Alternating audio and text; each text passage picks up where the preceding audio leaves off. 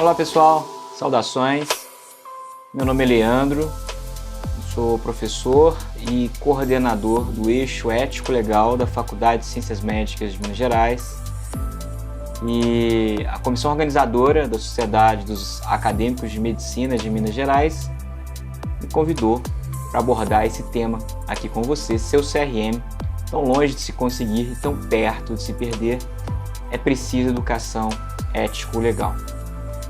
Gostaria de dizer que eu selecionei aqui alguns pontos importantes para a gente debater e gostaria que vocês fixassem 5 principais pontos para vocês não esquecerem na melhor prática profissional futura de vocês. Espero que vocês tenham um excelente momento aí de aprendizado. Vou estar à disposição aí para eventuais debates, dúvidas. Então, é isso. Vamos lá? Vamos começar? Para a gente poder iniciar essa conversa, eu acho que é importante a gente bater o olho aqui nessa imagem e a gente fazer algumas pequenas contas aqui, não é verdade? Então vejam bem aqui. 6 anos de graduação, 3 a 6 anos de residência, 1 a 3 anos de programa de Fellow, que é uma espécie de um R4 nas residências que tem 3, ou um R5, ou um R6, dependendo. 2 anos de mestrado, 5 anos de doutorado. Se a gente fizer uma soma aqui rápida, a gente vai encontrar aí em torno de 17 a 23 anos de formação. Queria dizer para vocês que nenhum outro profissional tem uma jornada tão longa de formação quanto o profissional da medicina, o médico e a médica. E é por isso que é muito importante a gente bater o olho nisso aqui e a gente nos dar o devido valor. Eu vejo às vezes o pessoal reclamar de honorários médicos, por exemplo. Os honorários médicos são muito elevados. Se vocês pararem para poder pensar, né, é muito tempo de formação que a gente tem. E se a gente não valorizar a nossa atividade, a nossa profissão, não der o valor concreto e real que ela merece, quem é que vai dar? Então, conto uma breve historinha aqui para vocês, que certa vez houve um serviço lá bater um prego lá numa parede e mandaram lá a nota do valor do serviço. E a nota foi uma nota de R$1.000. E aí quem pagou o serviço falou, mas é muito caro esse serviço, R$1.000 para bater um prego na parede. Discrimine isso melhor. E aí, quem prestou o serviço discriminou assim. Prego, R$1. Saber onde bater o prego exatamente na parede, R$999. Então, com essa mensagem inicial, eu gostaria que todos vocês lembrassem de cada momento que vocês ficaram sem dormir, estudando aos finais de semana, feriados, durante esse tempo todo, para poder conseguir a formação, a titulação necessária para exercer a medicina. E aí esse é o valor que todos devem dar para fortalecimento da classe médica, tá bom? Então começamos falando disso aí e vamos agora passar um pouco questões envolvendo valores. Se eu fizer uma pergunta para vocês aí, o que é ser um bom médico, uma boa médica, né? Quais são os valores que a gente deve possuir? E eu pratico esses valores. Valores são aprendidos no nosso desenvolvimento como pessoa. Tem relação com as nossas experiências de vida, com a nossa família, com quem a gente conviveu. Mas fato é que a gente espera valores positivos sempre de um médico. Aí está representando uma médica atendendo a paciente, mas a gente sempre espera isso. A gente espera que o médico faça o bem, então que ele tenha valores que são valores positivos. Façam aí uma reflexão sobre quais são os seus valores a partir dessa imagem que a gente está comentando. Fato é que, na ética médica, esses valores que são intimamente relacionados à ética são chamados de valores atemporais, exemplificando aqui, por exemplo, o respeito, o sigilo, né, do que o paciente conversa com a gente. E isso tudo envolve alguma coisa que se chama consciência coletiva, revestida sobre um nome que chama deontologia, que daqui a pouco eu exploro um pouco mais com vocês. isso está revertido dentro do nosso código de ética médica, que é o Código de Regulação Profissional, e que a gente tem que obedecer os dispositivos que tem lá, deveres, direitos, princípios fundamentais. Na verdade, trata-se de um conjunto articulado de normas. Mas vejam, o que vale não são exatamente as normas, o que vale é o comportamento, porque a norma de nada existe se não existe ali uma aderência, um comportamento convergente com o que as normas ali determinam. Vejam que se a ética se aplica, então, aqui no caso a ética médica à medicina, a gente tem alguma coisa um pouco mais ampla que é a chamada bioética, que é a chamada ética da vida e que se aplica aí a várias ciências biológicas, de saúde, o meio ambiente, o direito, o biodireito, investiga aí condições necessárias para uma administração responsável da vida humana, animal e ambiental. Então, a bioética tem um conceito mais amplo, pode ser traduzido então como a chamada ética da vida. O ser ético é aquele impregnado da racionalidade, do conhecimento, que transforma até mesmo sua vida em arte. Após ter o domínio do autoconhecimento, eu gostaria que vocês guardassem essa palavra, nocite ipsum, ou seja, você tem que ter autoconhecimento para que você agregue, então, em sua individualidade, conceitos e práticas que são necessárias, consistentes e que devem ser realmente praticados no dia a dia, de forma consciente. Com a visão voltada para quê? Fazer o bem. Voltamos aqui então no que eu falei agora há pouco sobre valores. Esse, pessoal, é um princípio muito importante da medicina que se chama princípio da beneficência. E esse princípio é chamado aí um dos princípios, um dos pilares fundamentais da bioética. Então vejam, quando a gente tem esse autoconhecimento, a gente consegue então aplicar isso aqui, olha, no nosso dia a dia, na nossa profissão, no nosso dia a dia de exercício profissional. Esse livro, coloquei aqui para vocês um link amigável para vocês entrarem aí e leiam esse livro, To Err is Human, ou seja, o erro é humano. Esse aqui foi um estudo de 1999, de 44 mil a 98 mil mortes anuais nos Estados Unidos aconteciam devido à chamada má prática médica. Má prática médica é que leva vários nomes. No Brasil, isso aqui tem o nome de erro médico, popularmente conhecido como erro médico, mas na verdade se chama isso aí de má prática, tecnicamente falando. O fato é que nesse estudo que eles fizeram, o erro médico matava mais que câncer, mais que AIDS e mais que acidente de automóvel.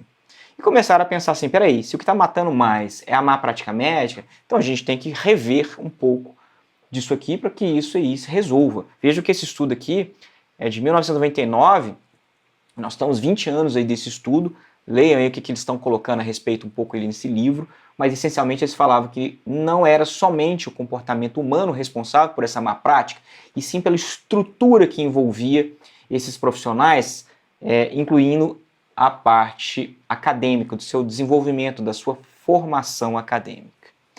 Vejam lá que então nos nossos pilares de formação a gente precisa do conhecimento teórico, habilidades práticas, relações de comunicação médico-paciente, médico-família, médico-sociedade, e a gente espera o quê? Um comportamento ético, é o chamado dever ser. Vejam que a maior parte das faculdades de medicina tem isso aqui muito bem estabelecido, conhecimento teórico, habilidades práticas, essas relações aqui. Agora, se a gente parar para pensar quanto de porcentagem da carga horária existe para ensinar isso que eu estou chamando aqui com vocês de eixo ético legal, é uma menor parte.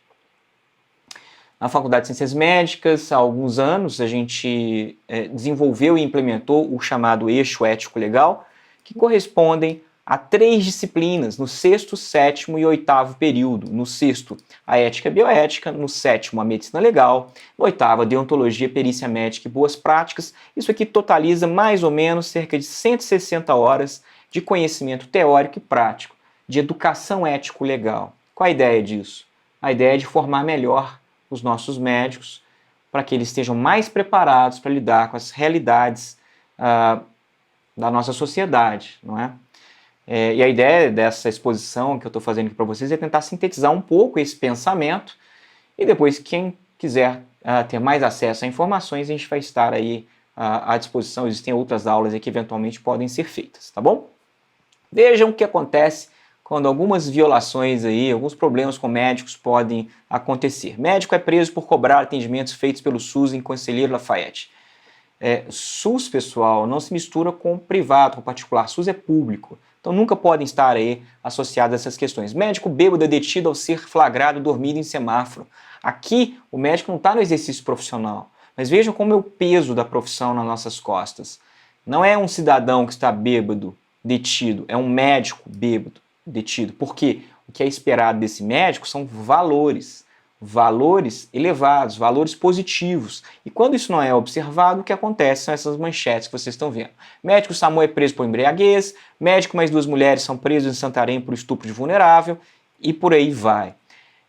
Dessa primeira exposição aqui, o que eu queria trazer aqui para vocês? Que vocês lembrassem disso, do primeiro ponto de lembrança nossa aqui. Atitude e comunicação, atitude positiva e uma comunicação verdadeira. Olhe nos olhos dos seus pacientes, olhe nos olhos dos seus colegas. Tenha uma comunicação efetiva. A maior parte dos conflitos envolvendo as relações aí entre médicos ou entre médico e família são comunicações que não são adequadas. Então prestem atenção como vocês estão se comunicando. Quem tem dificuldade de comunicação, faça treinamentos aí específicos, pode ter certeza que vai só sair ganhando. Essa imagem é forte, né? Mas matar alguém, a gente pode eventualmente pensar aqui que é atirar uma bala de revólver, mas isso aqui também mata. Esse aqui mata por ação, esse aqui mata por omissão. O esquecimento de uma peça dessa natureza aí pode levar a óbito também, ou a sequelas, ou a consequências.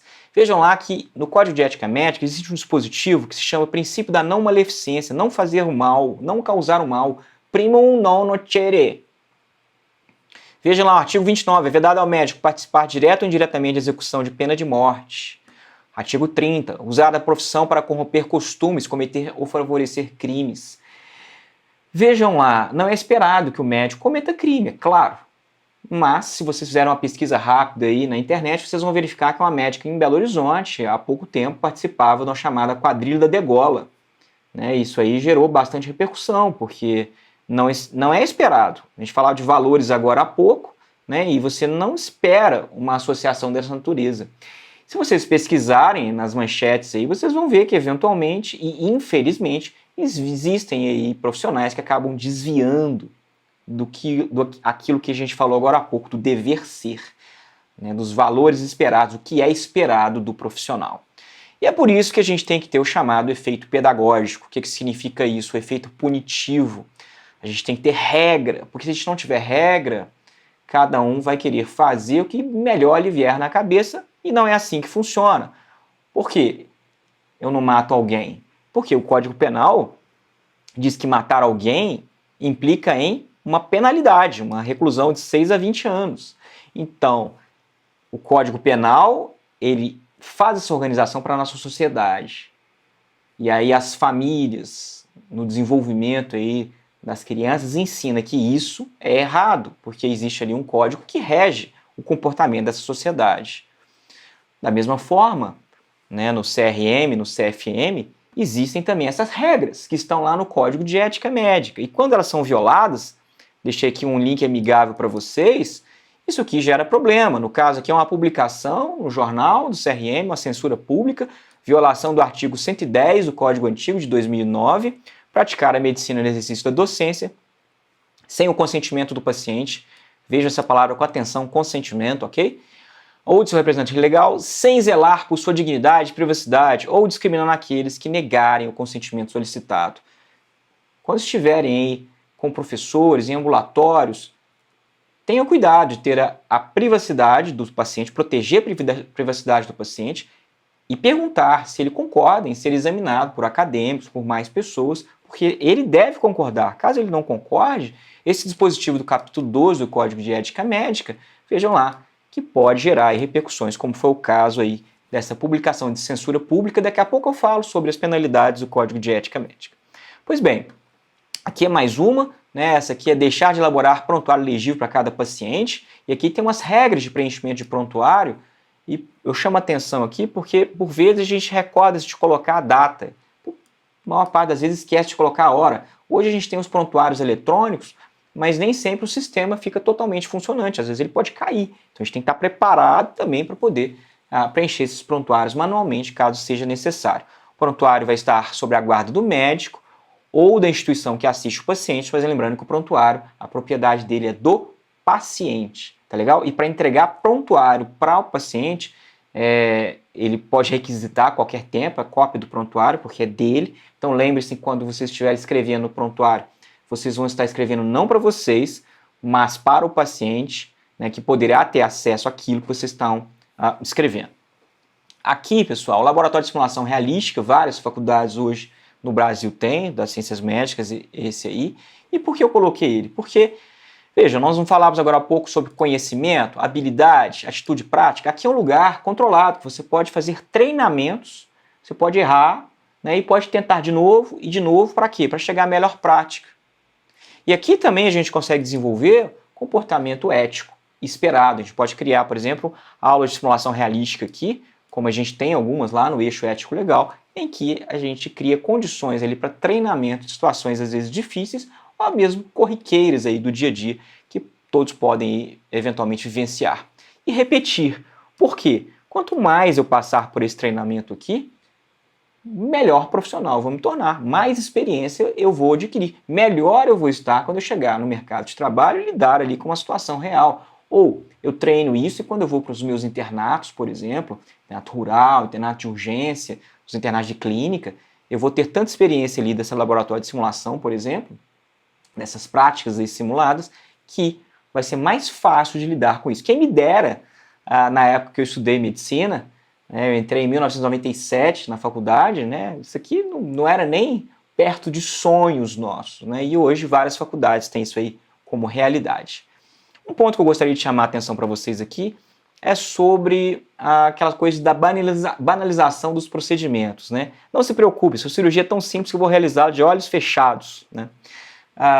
Por mais simples que seja o procedimento, nunca fale isso para o paciente, porque nenhum procedimento na medicina é simples. Voltemos ao primeiro slide que eu coloquei para vocês, quantos anos demorou para fazer uma formação, né? Então não tratem isso aí de uma forma simples, ainda que seja, mas lembrem-se de cada tempo que demorou para aquele ato ali, ainda que você consiga praticar aquilo de forma rápida, mas para aquilo ser possível, a curva de aprendizado foi realmente longa.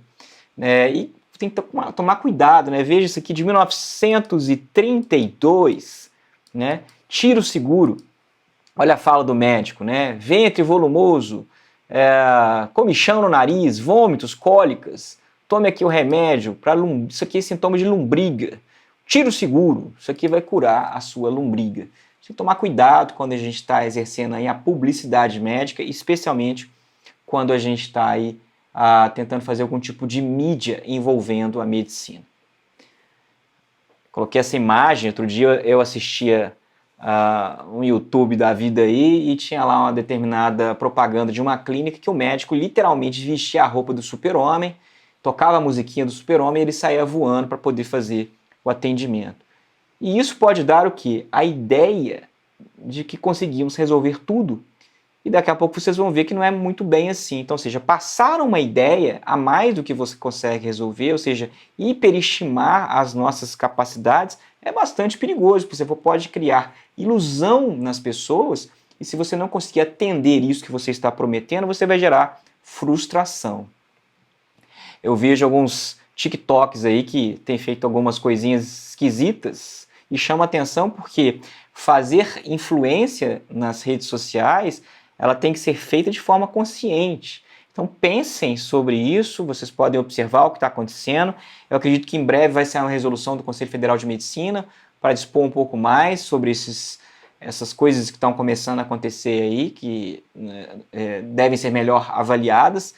Mas o que eu quero dizer para vocês é, construam a carreira de vocês em um concreto sólido. Não construam a carreira de vocês como um castelo de cartas, um castelo de baralho ali. Porque se bater um vento ali, isso aí cai. Então, me preocupa essa questão dessas mídias, a forma como isso aí está sendo construído, né? Como eu disse agora há pouco, às vezes promessas de resoluções grandiosas, promessas de resoluções rápidas, muitas vezes estão divergindo da capacidade real e técnica daquele profissional. Então estejamos aí com os nossos pés no chão e fazendo aí o que melhor a gente consegue fazer, mas dentro aí de um limite do que é possível, tá legal?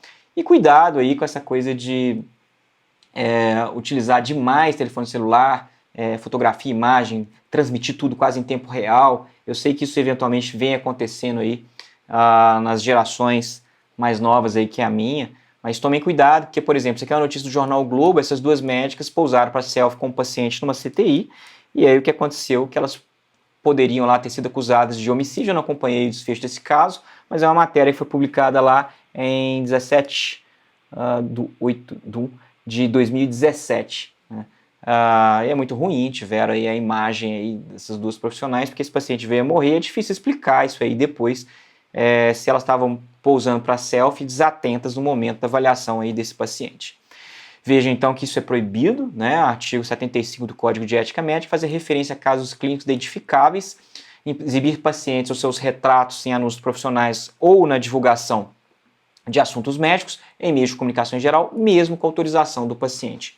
Em tempos de Covid, tenho visto algumas fotografias de pacientes que venceram a Covid, o que é sensacional, é fantástico, mas cuidado na divulgação disso, porque mesmo se o paciente autorizar, isso é vedado de acordo com o nosso código que rege a profissão. Então veja que o segundo ponto de lembrança para vocês é a publicidade médica. Lembre-se que existem limites, existe um manual de publicidade médica que a gente deve ali seguir. Falando então em seguir, né, eu estou falando aí do que a gente que deve fazer, é porque existe dentro do ordenamento jurídico uma hierarquia que vem lá da Constituição Federal. E o Conselho Federal e Regional de Medicina estão adstritos, né, estão aí intimamente ligados a dispositivos que são dispositivos legais. Então vejam que as normas se organizam a partir da norma fundamental, né, a Constituição, vindo as leis, até chegar lá em ordens de serviços, portarias, decretos. A Constituição fala que ninguém é obrigado a fazer ou deixar de fazer alguma coisa senão em virtude de lei, artigo 5º, cláusula pétrea, inciso 2º. E lá no mesmo artigo 5º fala que é livre o exercício de qualquer trabalho, ofício ou profissão, atendidas as qualificações que a lei estabelecer. E vejam lá, a Lei 32.6857 define que os CFM e CRMs constituem autarquias, dotadas de personalidade jurídica de direito público, com autonomia administrativa e financeira. E aqui os Conselhos Federal e Regional de Medicina são órgãos supervisores da ética profissional, julgadores e disciplinadores da classe médica, cabendo-lhes zelar e trabalhar por todos os meios que estiverem ao alcance, pelo perfeito desempenho ético da medicina, pelo prestígio e bom conceito da profissão daqueles que exerçam a medicina legalmente. Veja então que a autarquia é aquilo que comanda a si mesmo, como a gente falou agora há pouco, exerce poder sobre si mesmo. E aqui, nessa mesma lei 3268, existe o artigo 22 que fala das penas disciplinares que os conselhos podem aplicar, que vão da advertência confidencial em aviso reservado, passando pela censura confidencial e aviso reservado, a censura pública em publicação oficial, que é aquela publicação no jornal que eu falei com vocês agora há pouco, e também sai no Diário Oficial, a suspensão do exercício profissional por até 30 dias e, a pior delas, a cassação do exercício profissional ad referida ao Conselho Federal de Medicina. Ou seja, para que um médico seja cassado, ele tem que ter a condenação no Conselho Regional de Medicina e também no Conselho Federal de Medicina, ou seja, ad referendum Conselho Federal de Medicina. A lei do ato médico, que define o que é ato privativo do médico, ela é recente, ela é de 2013, é a lei 12.842. Vejam que desde aquela época lá, 1957, a gente só teve a lei que define o ato médico agora, em 2013. Foram muitos anos que ficaram abertos sem definir o que era ato privativo do médico. Então vale a pena vocês olharem essa lei, tá? Ela dispõe lá sobre quais são os chamados atos privativos do médico. Lembrando que o que vai determinar o que é permitido vai ser o quê? A lei. Porque vocês viram agora há pouco, que eu mostrei para vocês aqui, olha, o que a Constituição fala lá pra gente? A Constituição fala lá, ninguém será obrigado a fazer ou deixar de fazer, senão em virtude de lei. Né? E é livre exercício de qualquer trabalho, ofício ou profissão, desde que atendidas as qualificações profissionais que essa lei estabelecer. Né? Vejam lá então que o objeto de atuação do médico é a saúde do ser humano e das coletividades em benefício no qual deverá agir com o máximo de zelo, melhor de sua capacidade profissional, sem qualquer discriminação. Quando a gente então forma, a gente recebe lá o carimbo, o registro e essa carteira. E essa carteira vai ser uma espécie de livro de anotações. Pode registrar, por exemplo, as especialidades. Aqui é a minha especialidade registrada, né, Medicina Legal e Perícia Médica.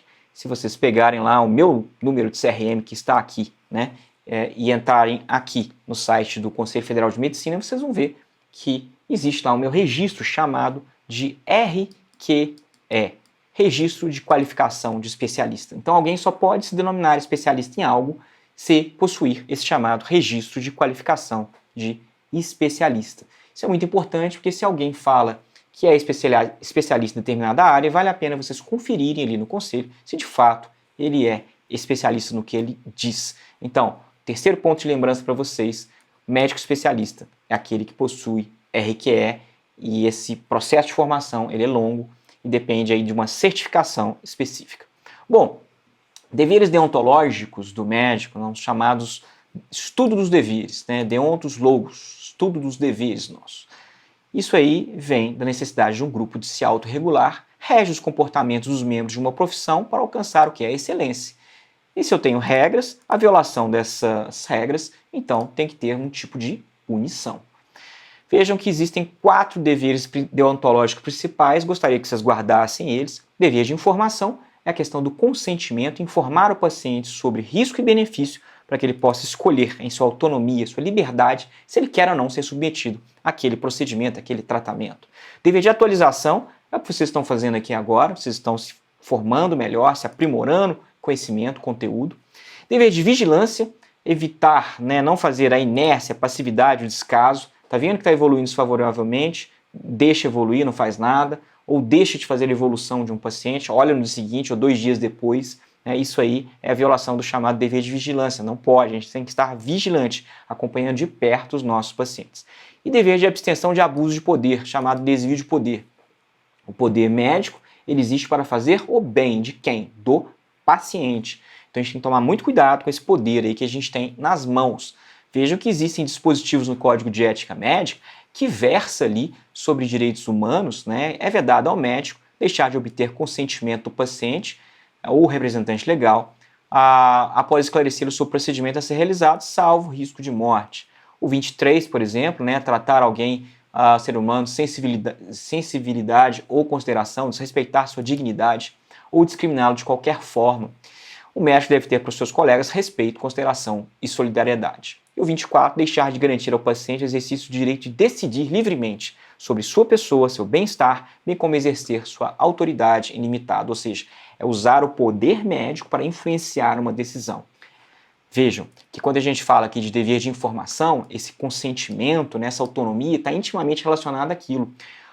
Comunicar adequadamente com o paciente para que ele entenda o que está acontecendo de forma correta, verdadeira, olhando nos olhos, para que ele então tenha ali a autonomia de decidir se ele quer ou não se submeter àquele tratamento, se ele quer ou não aquele acompanhamento ali, salvo risco iminente de morte, tá bom?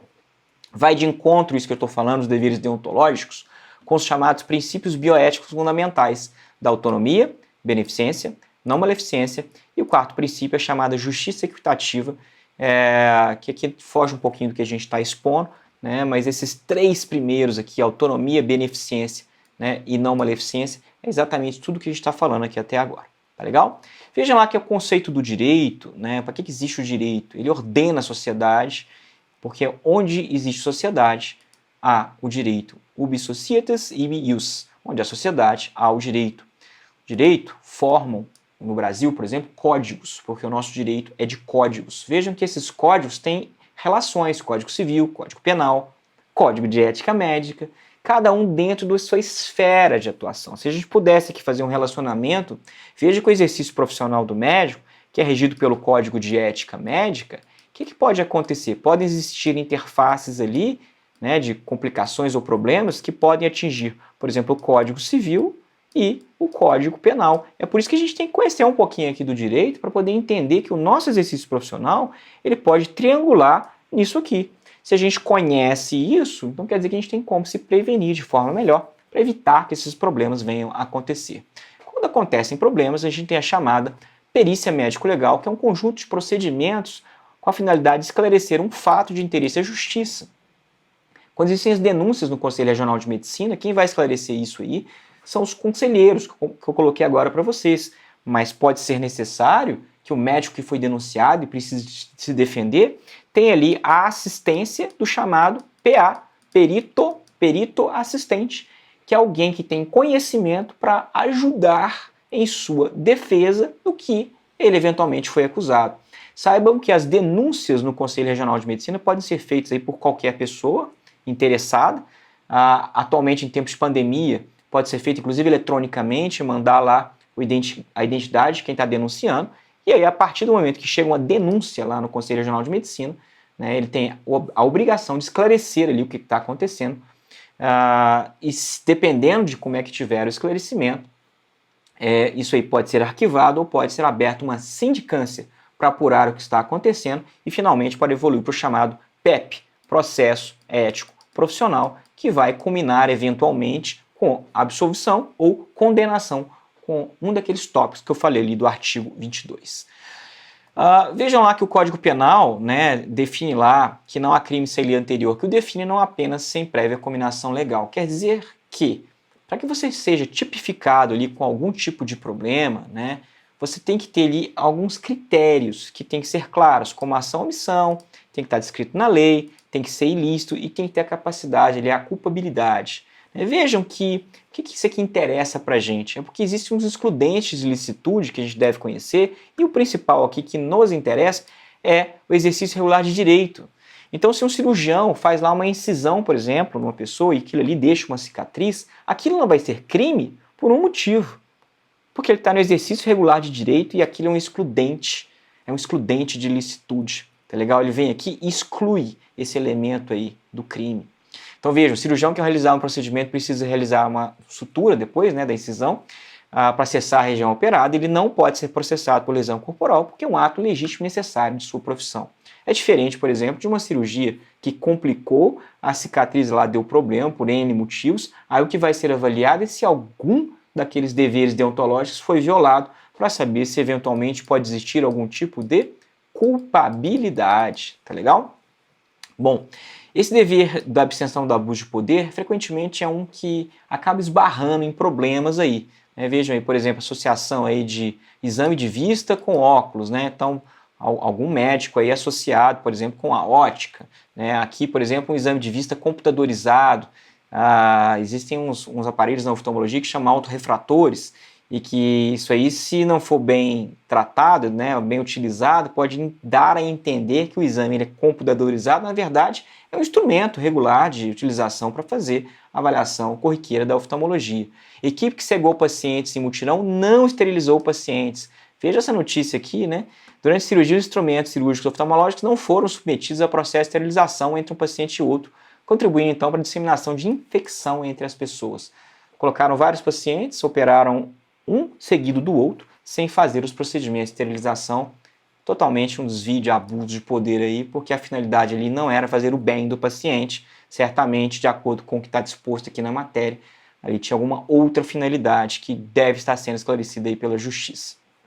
Vejam que quando a gente fala de poder, gostaria de falar rapidamente com vocês aqui sobre o chamado mito do anel de Giges, que está no livro 2 e 3 da República, a obra de Platão. Trata-se de um diálogo entre Glauco e Sócrates, no qual ambos refletem sobre a justiça e a injustiça. E essa reflexão é sobre como os impulsos causados pela paixão podem interferir no nosso comportamento. Então, a história é a seguinte. O Giges, ele era um pastor ali de ovelhas, num reino que era a Líbia, e ele, um certo dia, ele escutou um barulhão.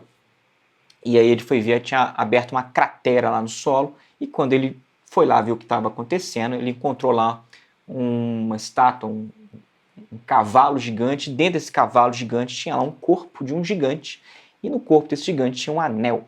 E neste anel, né, o Giges achou bonito esse anel e falou, tá morto mesmo, vou pegar esse anel para mim. O Giges pega esse anel, coloca no dedo, sobe a superfície, e aí o que acontece é que ele é chamado para uma reunião lá de distribuição de trabalhos e de tributos para o rei, e o Giges, inadvertidamente, ele gira esse anel e ele percebe que aqueles que estavam ao redor dele na reunião param de perceber a sua presença. Então Giges verifica que aquele anel em sua mão era um anel muito poderoso, que era um anel da invisibilidade.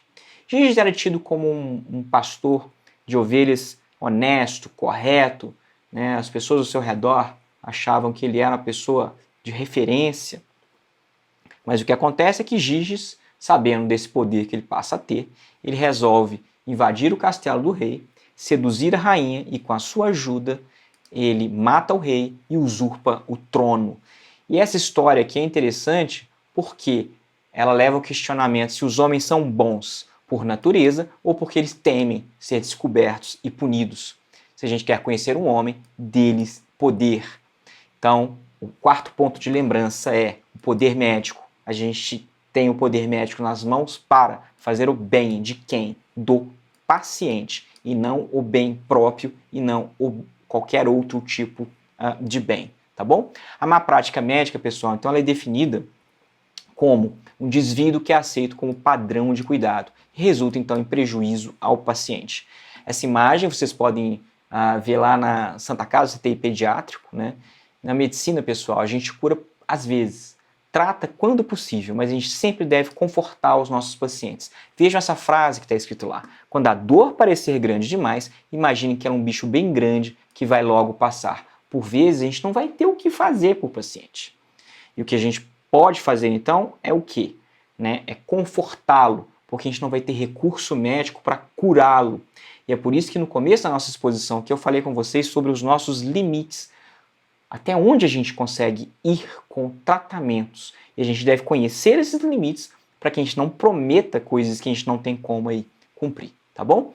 A lei do ato médico, como eu falei para vocês, fala sobre diagnóstico nosológico e prognóstico. Prognóstico é a predição médica de como uma ocorrência de uma doença vai evoluir no paciente, bem como a existência ou não de cura. Por vezes, a gente emite documentos médicos quando a gente atende a esses pacientes, como atestados médicos. Tenham atenção a esses atestados, o que vocês colocam no atestado e, especialmente, se o paciente está consentindo com as informações que você está colocando no atestado, porque lembre-se que a gente não pode violar sigilo médico.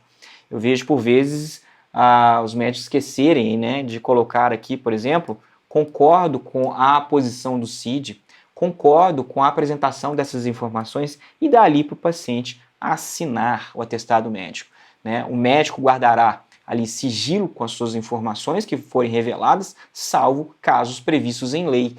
E o que está descrito é que, por motivo justo, dever legal ou consentimento, a gente pode então quebrar o sigilo. O dever legal envolve questões sobre notificação compulsória, como é o caso de Covid. Atualmente, quando é um caso de Covid, a gente tem que notificar a situação de Covid, então a gente tem que quebrar o sigilo. Motivo justo envolve situações que envolvem a coletividade. E o consentimento tem que ter a autorização do paciente. Então, para aqueles documentos que a gente falava agora há pouco, tem que ter ali a autorização, tá bom? Aqui, neste caso, lembre-se que o artigo 80 do Código de Ética Médica fala que não podemos expedir documento médico sem ter praticado ato profissional que justifique, que seja tendencioso ou que não corresponda com a verdade. Só coloque no papel o que você tiver certeza. Se você não tiver certeza, não coloque no papel. E jamais ateste qualquer coisa como forma de obter vantagens. Quer seja vantagens aí políticas, financeiras, sociais, não faça isso. Exerça a medicina com seriedade e atestando o que você está ali objetivamente vendo.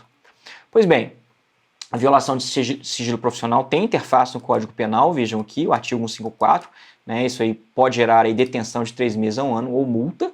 Esse atestado eu trouxe para a gente debater ele um pouquinho, rapidamente, né? Vejam aqui que é um afastamento, um pedido de afastamento de 8 dias por causa de um preparo intestinal e anoscopia. É curioso que 8 dias eu acho que é um período um pouco longo, né, para afastamento aí por anoscopia, mas se vocês observarem bem esse atestado aqui, olha, isso aqui ó, é um 1. Ó, o 1 aqui, ó, saindo um 1 aqui, ó. Tá vendo? Isso aqui era um 1 e foi modificado para 8. Então, isso aqui é uma fraude que aconteceu no atestado. E se vocês tiverem ciência de algum atestado de vocês futuro que foi fraudado, vocês têm que lavrar um boletim de ocorrência policial na delegacia e guardar com vocês, porque se tiver algum desdobramento, vocês têm um registro ali do que aconteceu, tá bom? Lembre-se que a gente deve cumprir as resoluções, as requisições, as intimações que o Conselho Regional Federal de Medicina nos manda no prazo estabelecido, né?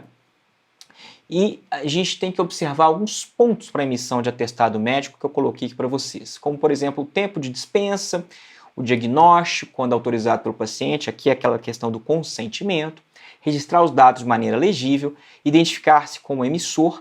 Lembrem-se que, por vezes, as pessoas acham que a gente tem que carimbar sempre todos os documentos. Isso não é obrigado. Pode ser a assinatura, né, conforme o registro no CRM e o número, e o carimbo, né, mas também pode colocar lá o número apenas e a sua assinatura, como vocês estão vendo na resolução 1851 de 2008, que dispõe a respeito. Lembre-se que o atestado médico, olha o ato falho meu aqui, né? O atestado médico ele não é ditado médico, ou seja, o que a gente vai atestar é o que a gente está vendo e não o que o paciente está pedindo. Ele pode pedir, se você está vendo, então você atesta. Nunca aceite alguma coisa que alguém está pedindo e ateste se não for a verdade. Lembre-se do artigo 80 que eu falei para vocês agora há pouco. Então, o atestado médico ele só pode ser emitido por médico, corresponde a um ato médico completo. Então, lembre-se que o atestado médico deve ser registrado em prontuário, deve retratar a verdade e a gente tem que manter o sigilo médico. Lembre-se que o atestado médico tem fé pública e a gente presume verdade quando a gente tem contato com um deles, salvo o melhor juízo, salvo comprovação em contrário. Cuidado com o que se escreve em prontuário médico. Esse aqui é um prontuário médico do SUS. Vejam que aqui tem a descrição, mas a médica escreveu aqui, ó, dou o preço para particular. Lembre-se que SUS e associação privada particular não se misturam, hein? Aqui um prontuário que a gente não consegue ler, né? Então lembre-se que prontuário tem que ser legível, né? E se eventualmente isso não acontecer, lembre-se que as punições, infelizmente, aí acontecem, mas elas são necessárias para aqueles que acabam desviando aquele padrão de comportamento que é esperado por todos. Lembre-se que o prontuário médico pertence a quem? Ao paciente, né? Que é uma pequena questão que coloquei para vocês, mas como lá antes eu já havia falado que pertencia ao paciente, então lembre-se disso aqui. Prontuário médico pertence ao paciente. Chegamos então ao nosso quinto ponto de lembrança, documentos médicos. A gente tem que zelar, ter carinho, ter cuidado quando a gente preenche esses documentos, prontuário, atestado médico e os nossos registros, porque isso poderá ser lido aí por outras pessoas. Então chegamos aqui aos nossos 5 pontos que eu falei no início que eu gostaria que vocês lembrassem. Então, atitude de comunicação, a verdade, publicidade médica, lembrar dos limites. O médico especialista é aquele que tem RQE, poder médico utilizado para fazer o bem e, por fim, documentos médicos. Vamos zelar, ter carinho, cuidado com esses documentos. Lembre-se de fazer aí uma autocrítica. É importante a gente colocar e pesar quais são os nossos defeitos, as qualidades, o que a gente precisa melhorar, o que a gente precisa trabalhar, né? Aproveitem o tempo de formação acadêmica aí para isso. Busquem pessoas mais experientes para poder conversar com vocês, ensinar um caminho, mostrar um caminho aí de retidão, um caminho correto aí para vocês, tá bom? Termino então essa exposição aqui para vocês, agradecendo aí a comissão organizadora pelo convite, qual fiquei muito honrado e muito feliz, né? Conhece-te a ti mesmo e conhecerá o universo e os deuses. Essa frase aí gostaria que vocês lembrassem daquela autocrítica que eu comecei falando para vocês. Busquem o conhecimento, tenham autocrítica, apliquem isso aí na prática de vocês. Eu tenho certeza que vocês vão ter uma carreira aí de bastante sucesso. É isso, muito obrigado. Até a próxima.